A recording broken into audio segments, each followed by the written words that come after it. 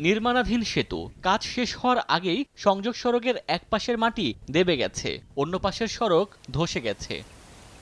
টাঙ্গাইলের বাসাইল উপজেলার কাঠাতলী বাজার ও কুড়াতলী সড়কের ৭০ মিটার দীর্ঘ সেতুর কাজ শুরু হয় ২০২১ সালে।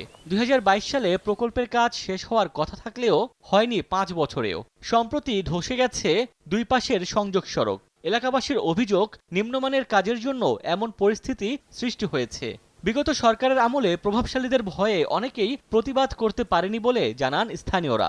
১৫ দিনের আগে রিপেয়ারিং করে গেছে, কাজ করছে, সেগুলা কিভাবে ফাটল ধরে। একবার নির্মাণে মানে এটা একটা কাজই হয় না, এটা খালি মাটি ভালো হয়ে গেছে। কাজটা ভালো হয় নাই, আমরা বাধা দিছিলাম, আমাকে সে কথা মানে নাই। এ বিষয়ে ক্যামেরার সামনে কথা বলতে রাজি হয়নি ঠিকাদারি প্রতিষ্ঠানের কেউই, তবে ব্যবস্থা নেওয়ার আশ্বাস এলজিইডির।